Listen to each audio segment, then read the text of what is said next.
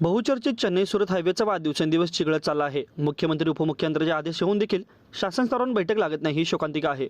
परंतु शुक्रवारी उपमुख्यमंत्री देवेंद्र फडणवीस व सत्तेतील मंत्री अक्कलकोट येथे येत असून बांधवांसोबत त्यांचा संवाद होण्याआधी आमदार सचिन कल्याण यांनी पुढाकार घ्यावा या मागण्यांसह अक्कलकोट तहसील कार्यालयासमोर ग्रीनफील्डच्या बाधित शेतकऱ्यांनी बोंबाबोंब आंदोलन केले। अत्यल्प मोबदल्यामुळे बाधित शेतकऱ्यांच्या भावना दिवसेंदिवस तीव्र होत आहेत। हायवेच्या निर्मितीमुळे इतर शेतकऱ्यांनाही अनेकांना संकटांना सामोरे जावे लागत आहे।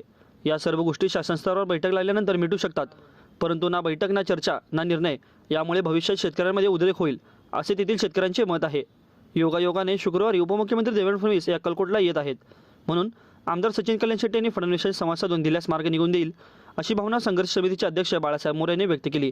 यावेळी सचिव प्रियंका दोड्याळे, दीपक कदम, सुभाष शिंदे, चेतन जाधव, बिरू बन्ने, प्रकाश तेलुंगी, दत्तात्रय अस्वल यांच्यासह शेतकरी महिला उपस्थित होते।